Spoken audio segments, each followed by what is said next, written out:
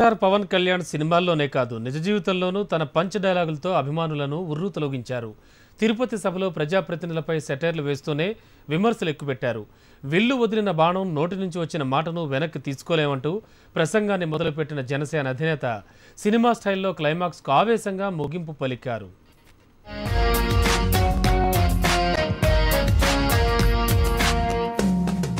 ఈ సభకు నేను పంచ్ డైలాగులు చెప్పడానికి రాలేదు. నేను చెప్పేది నిజం. త్రివిక్రమ్ పంచ్ డైలాగులు బాగా రాస్తారు. ఆయన సినిమాల్లో మీరు చూసే ఉంటారు. కానీ ప్రజా సమస్యలపై పోరాడేందుకే నేను తిరుపతిని ఎంచుకున్నా. నాడు తిరుపతి సభలోనే ప్రధాని మోడీ సీఎం చంద్రబాబుతో కలిసి పాల్గొన్నా అంటూ జనసేన అధినేత కేంద్ర మంత్రులు వెంకయ్య నాయుడు, అశోక్ గజపతిరాజు, మోడీ, సోనియా తీరును తనదైన శైలిలో ఎండగట్టారు.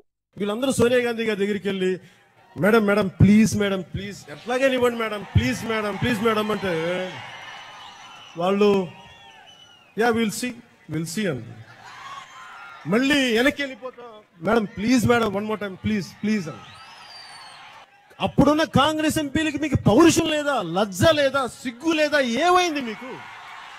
అలా దేబిరించి అడుక్కునే యాచకుల్లాగా మేడం అంటారు. మీరు చదువుకున్న వాళ్ళు కాదా? మీకు విఘ్నత లేదా, మేధస్సు లేదా? ఎందుకు అంత లొంగిపోతారు బానిసల్లాగా? నాడు కాంగ్రెస్ వాళ్ళు మేడం ప్లీజ్ అంటూ సోనియాను వేడుకుంటే నేడు బీజేపీ ఎంపీలు సర్ ప్లీజ్ అంటూ మోడీకి మోకరిల్లుతున్నారని ఎద్దేవా చేశారు.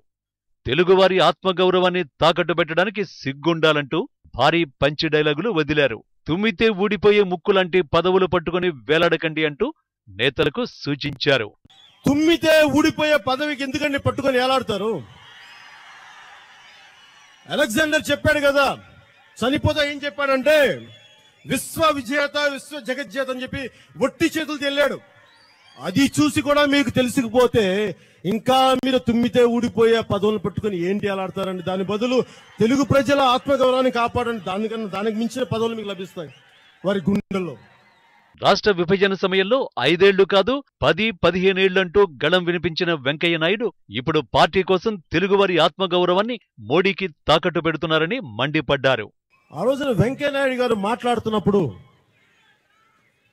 5 సంవత్సరాలు కాదు 10 సంవత్సరాలు 15 సంవత్సరాలు ఈరోజు ఇక్కడ సీమాంధ్ర కొడుకు వచ్చి కూడా భారతీయ జనతా పార్టీ 15 సంవత్సరాలు స్పెషల్ స్టేటస్ ఇస్తుంది అని నిలబడిన వ్యక్తి అసలు స్పెషల్ స్టేటస్ తో పనే ఉంది, స్పెషల్ స్టేటస్ వల్ల ఒరిగేదేమీ లేదు, ఇవన్నీ మాట్లాడితే మీరు తప్పు చేస్తున్నారు వెంకయ్య నాయుడు గారు. దయచేసి అది అర్థం చేసుకుని అలా మాట్లాడద్దు.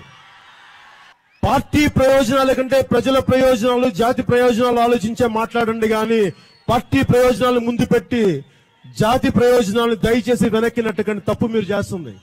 టీడీపీ బీజేపీ ఎంపీలను కడిగి పారేశారు పవర్ స్టార్.